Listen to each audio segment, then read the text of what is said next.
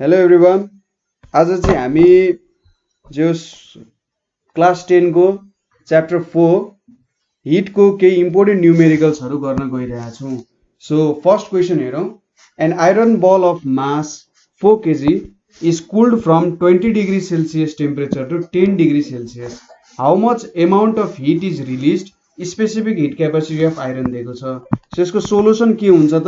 हामीले यहाँनिर hit equation, हाम्रो जेनरली यो हिट भन्ने च्याप्टरमा हिट इक्वेसन लाउनु पर्ने हुन्छ। त्यसै गरी हाम्रो प्रिन्सिपल अफ क्यालोरीमेट्री युज गर्नुपर्ने हुनसक्छ। प्रिन्सिपल अफ क्यालोरीमेट्री पनि हिट इक्वेसनमै बेस्ड छ। सो धेरै जसो क्वेसन यहीँबाट भयो।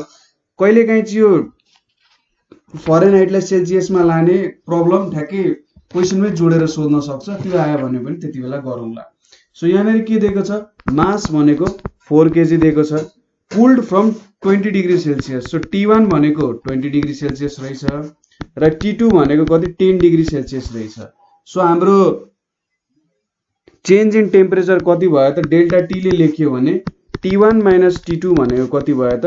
20 माइनस 10 भनेको 10 डिग्री सेल्सियसमा चेन्ज आएको रहेछ।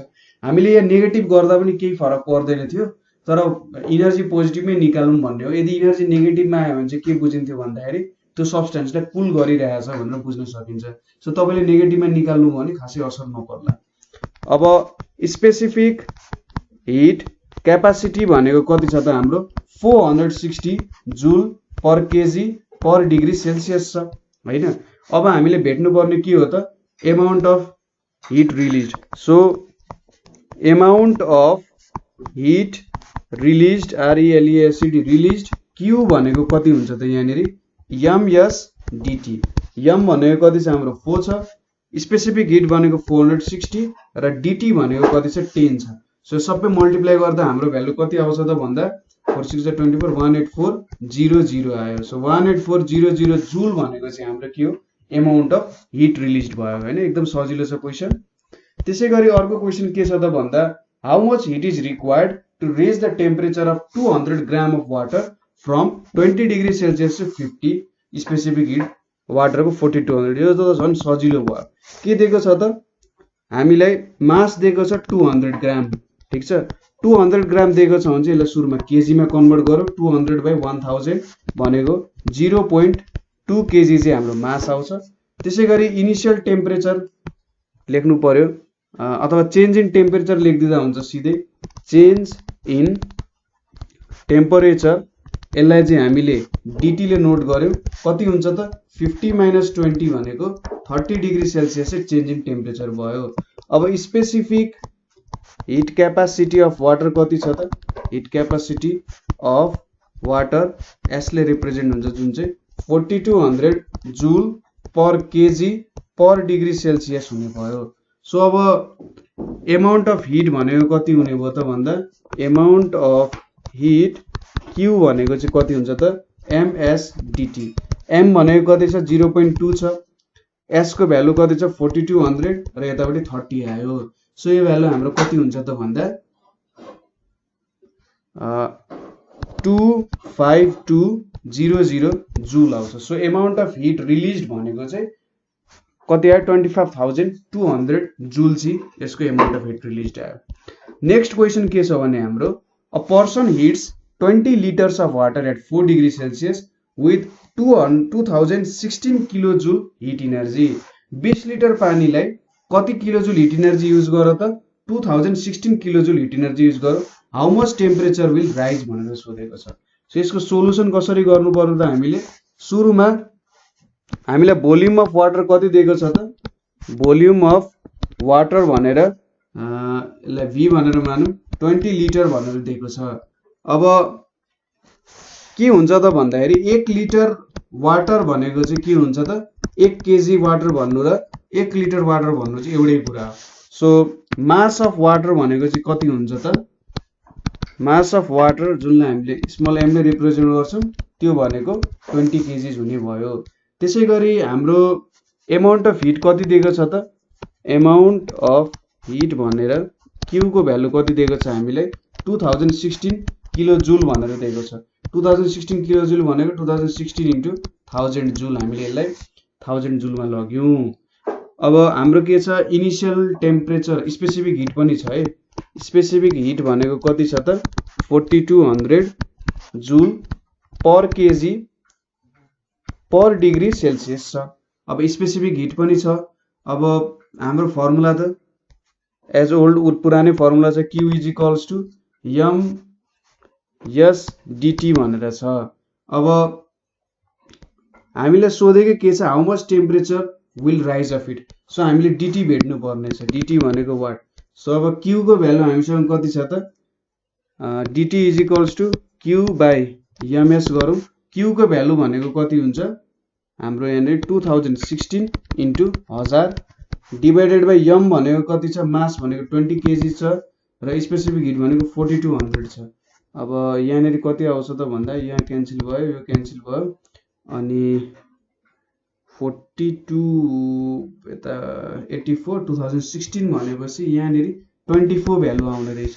सो चेन्ज इन टेम्परेचर कति हुने रहेछ त हाम्रो चेन्ज इन टेम्परेचर भनेको चाहिँ 24 डिग्री सेल्सियस हुने रहेछ। तपाईले T2 भेट्नु पर्यो नि के गर्नु पर्यो त यहाँनिर हाम्रो T2 minus 4 is equals to 24। So T2 को भ्यालु 28 डिग्री सेल्सियस हुन्छ। यो पनि भेटेर लेख्न सक्नुहुन्छ। तपाईलाई क्वेशनमा के आयो भनेर सोध्नु भयो भने सपोज चेन्ज इन टेम्परेचर पनि भेट्दिने र अर्को टेम्परेचर पनि भेट्दिने। सो एक्स्ट्रा गर्यो भने त मार्क्स काट्दैन नि त, तर पुरा गरेन भने मार्क्स काट्न सक्छ नि न्युमेरिकलमा। सो यो पनि अन्तिममा लेखिदिराख्ने हैन। सो यति चाहिँ T2 को भ्यालु यति हुने रहेछ भनेर पनि लेखिदिने। अर्को क्वेशन के छ भने calculate the specific heat capacity of a substance having mass 5 kg whose temperature increases from 15 degree Celsius to 25 degree Celsius by the supply of 19 kilojoule of heat. So question फेरि पनि सजिलै आएको छ। के छ त mass of substance कति छ हाम्रो substance को mass भनेको 5 kg छ हैन र dt अथवा चेन्ज इन टेम्परेचर कति छ त हाम्रो 25 minus 15 भनेको 10 डिग्री सेल्सियस छ र क्वान्टिटी अफ हिट भनेको कति छ क्वान्टिटी अफ हिट जुन चाहिँ Q हो कति छ त भ्यालु 19 किलोजुल छ। 19 किलोजुल भनेको 19 इन्टु 1000 जुलमा चेन्ज भयो। अब हामीले के भेट्नु पर्ने छ स्पेसिफिक हिट क्यापासिटी भनेर भेट्नु पर्ने छ। यसलाई यसले रिप्रेजेन्ट गरौँ। सो बाइ हिट इक्वेसनबाट हामीले के लेख्न सक्यौ त भन्दा Q is equals to ms dt भनेर लेख्यौं। अब यसले एकतिर राखौं Q बाइ m dt भयो। Q को भ्यालु कति छ 19 इन्टु 1000 डिभाइडेड बाइ m को भ्यालु कति छ त हामीसँग मास भनेको 5 केजी छ र चेन्ज इन टेम्परेचर भनेको कति छ त हाम्रो भन्दा 10 छ। सो यहाँनेरि यो क्यान्सल भयो यतापट्टि 20 आयो र 19 टु छ 38 सो 380 आइपुग्यो। Therefore specific heat capacity is कति रहेछ त 380 जुल per KG per degree Celsius भनेर रहेछ है। सो सजिलो छ कुराहरु त्यति केही पनि गाह्रो छैन। जस्ट हामीले फर्मुला लाउनु पर्ने मात्रै हो र किलो जुललाई जुलमा लानु सबैलाई एसआई युनिटमा लानु होला। त्यो सीजीएस नसोच्नु सीजीएस मा भए पनि एसआई युनिटमै लानु जे मा भए नि एसआई युनिटमै लानु। किलो जुललाई जुलमा लाने किलो जुलमै नछोड्ने। ग्राम छ भने केजीमा लाने लिटर छ भने त्यसलाई केजीमा कसरी कन्भर्ट गर्ने थाहा भइहाल्यो हैन। सो त्यो कुराहरु याद गराउनु पर्यो है। नेक्स्ट क्वेशन के छ भने if a heater with power 1000 watt gives 3.6 into 10 to the power 6 joules of energy in 1 hour, what will be the temperature raised in the 50 kg of water with temperature 30 degree Celsius by that heat. So हामीलाई के दिएको छ भन्दाखेरि if a heater with power भनेर कति दिएको छ power of heater जसलाई हामी p ले रिप्रेजेन्ट गर्छौं कति छ 1000 वाट छ। यसले कति दिँदो रहेछ त भन्दाखेरि 3.6 into 10 to the power 6 joules of energy दिदो रहेछ हैन पर इन 1 hour यति दिदो रहेछ। सो हामीसँग यहाँ के छ what will be the temperature raised in 50 kg of water with temperature 30 degree Celsius by the heat. So यसले के सोधिरहेछ त हामीलाई हाम्रो चेन्ज इन टेम्परेचर कति हुन्छ भनेर सोधिरहेछ। अब यहाँनेरि मास अफ वाटर दिएको छ कति 50 kg भनेर दिएको छ। स्पेसिफिक हिट अफ वाटर कति दिएको छ त हामीलाई स्पेसिफिक हिट अफ वाटर जुन चाहिँ यस हो 4200 जुल per KG per degree Celsius दिएको छ। इनिशियल टेम्परेचर कति दिएको छ? इनिशियल टेम्परेचर T1 भनेको कति दिएको छ हामीले? 30 डिग्री सेल्सियस दिएको छ। अब यहाँबाट हामीले के लेख्न सक्यौं त भन्दा हेर्नु है, हामीले यहाँनिर इनर्जी कति जुल इनर्जी खर्च हुन्छ भनेर पनि दिएको छ नि। सो फर्मुला अनुसार Q is equals to ms dt हो। अब हामीले dt भेट्नु पर्ने छ। के हुन्छ त dt इज इक्वल्स टु यतापट्टि Q बाइ ms हुन थाल्यो। अब कति इनर्जी दिन्छ त 3.6 into 10 to the power 6। So 3.6 into 10 to the power 6 दिने भयो। m को भ्यालु कति छ? 50 छ। अनि s को भ्यालु कति छ? 4200 छ। अब यति भएपछि यहाँनिर भ्यालु 17.14 डिग्री सेल्सियस आउँछ। यहाँनिर यो पावरको युज भएन, हामीलाई जस्ट थाहा भइसक्यो कि यति इनर्जी छ। यसले हामीलाई क्वेसनले चाहिँ खासमा के सोध्नु पर्थ्यो भने यो इनर्जी नदी 1 आवरमा चाहिँ यति पावर युज गर्दो रहेछ, पर आवर चाहिँ यति हुँदो रहेछ भन्ने टाइपको दिएको भए हामीले इनर्जी भेट्न सक्थ्यौं हैन। सो मलाई लागेको थियो इनर्जी भेट्नु पर्ला, तर सिधै इनर्जीको भ्यालु पनि दिइसकेको छ। हामीलाई मेन कुरा के चाहियो? इनर्जी चाहियो। यदि उसले सपोज यति पावर प्रोड्युस गर्छ 1 घण्टामा भनेको हामीले power is equals to work done by time टेकनको फर्मुला लाउनु पर्थ्यो र वर्क डन भनेको पावर इन्टु टाइम हुन्थ्यो। वर्क डन भन्नु नै के हुन्छ त? त्यहाँ इनर्जी भएर आउँथ्यो अथवा हाम्रो Q को भ्यालु आउँथ्यो। सो यो भ्यालु नदिएर 1 आवर मात्रै दिएको र यो दिएको भए यो इन्टु यो गरेपछि हामीले के पाउँथ्यौं त? वर्क डन पाउँथ्यौं र सजिलो हुन्थ्यो क्याल्कुलेसन गर्नु। तर यहाँनिर त्यो कुराहरु सोधेको छैन। सो अब यति भेटिसकेपछि फाइनल टेम्परेचर भनेको कति हुन्छ त हाम्रो भन्दा dt प्लस T1 हुन्छ। dt भनेको 17.14 प्लस यो भनेको 30, सो 47.14 डिग्री सेल्सियस चाहिँ हाम्रो फाइनल टेम्परेचर हुन गयो। सो नेक्स्ट क्वेशन हेरौं। If 4 kg of copper is cooled from 20 degree Celsius to -5 degree Celsius, calculate the heat liberated by the copper. LIBE हुन्छ, LIBERATED, heat liberated by the copper. The specific heat capacity of copper is 380 joule per kg per degree Celsius. So solution के छ त? mass of copper कति छ? 4 kg छ। त्यसैगरी dt भनेको कति छ त? यहाँनिर dt भनेको T1 - T2 गर्यो भने T1 भनेको 20 छ र माइनस 5 भनेपछि टेम्परेचर चेन्ज भनेको कति हो? 25 डिग्री सेल्सियस को टेम्परेचर चेन्ज भयो। 20 माइनस 5 भयो नि त हैन। सो 20 बाट -5 सम्म पुग्न त 25 को स्टेप्स लिनु पर्ने हुन्छ। सो dt यति भयो। स्पेसिफिक हिट कति छ त? 380 joule per KG per degree Celsius. So अब यहाँनिर Q भनेको कति हुन्छ त? कति हिट लिबरेट हुने रहेछ भन्दा ms dt, m भनेको 4, s भनेको 380 र dt भनेको 25। सो यो भ्यालु कति आउँछ त? यहाँनिर 38000 जूल आउँछ। सो हाम्रो हिट कति रिलिज हुने रहेछ त? 38000 जूल चाहिँ हिट एनर्जी रिलिज हुने रहेछ। अब next question, what amount of heat energy should be supplied to increase 15 degree Celsius temperature of 5 kg silver having specific heat capacity 234 joule per kg per degree Celsius? If same amount of heat is supplied in 5 kg of steel of specific heat capacity, then what is the change in temperature? So question दुईटा question सोधेको छ र सुरुमा हामीले के भेट्नु पर्ने छ त? सपोज 15 डिग्री सेल्सियसले टेम्परेचर इन्क्रिज गराउनु पर्ने छ हैन। सो dt को भ्यालु 15 डिग्री सेल्सियस छ हैन भने 5 केजी सिल्भरमा कति हिट दिनु पर्छ भनेर सोधेको छ। सो सुरुमा सोलुसन के गरौँ त? मास अफ सिल्भर, ms ले मास अफ सिल्भर रिप्रेजेन्ट गर्यो 5 केजी छ। स्पेसिफिक हिट क्यापेसिटी अफ सिल्भरलाई ss ले रिप्रेजेन्ट गर्यो 234 joule per KG per degree Celsius. त्यसैगरी हाम्रो टेम्परेचर चेन्ज अफ सिल्भर भनेको 15 डिग्री सेल्सियस भयो। सो अमाउन्ट अफ हिट कति भयो त? ms ss dts multiplication. So 5 into 234 into 15 ले हामीले के दिने भयो? अमाउन्ट अफ हिट सप्लाइड भनेर दियो। सो कति सप्लाइड हुँदो रहेछ? यो सबलाई मल्टिप्लाई गर्दा 17550 जूल हुने रहेछ। अब अर्को क्वेशनमा के भनेको छ? If same amount of hit is supplied. So यदि हामीले यही 17550 एम हिट चाहिँ सप्लाई गर्यौं कतिलाई 5 केजी स्टिललाई जसको स्पेसिफिक हिट क्यापेसिटी 447 छ then what will be the change in temperature भनेर सोधिरहेको छ। सो फर स्टिल हामीले के गर्न सक्छौं त स्टिलको लागि यम स्टिल मास अफ स्टिल कति छ त हामीसँग 5 केजी छ।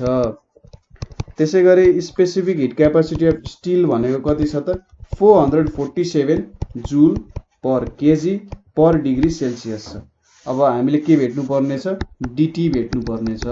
सो हामीले के थाहा छ त q equals to m steel into s steel into dt। यो पनि स्टिलकै हो, यहाँनेर स्टिल यतापट्टि पनि स्टिल लेख्नु पर्यो। सो इक्वल्स टु वाट, अब dt स्टिल भनेको के हुन्छ त यहाँनेर q by m mass of steel भनेको 5 छ, specific heat capacity of steel 447, q कति हुन्छ त 17550 बाइ 5 इन्टु 447 हुन्छ। सो यो भ्यालु यहाँनेर कति आउँछ त 7.85 डिग्री सेल्सियस आउँछ।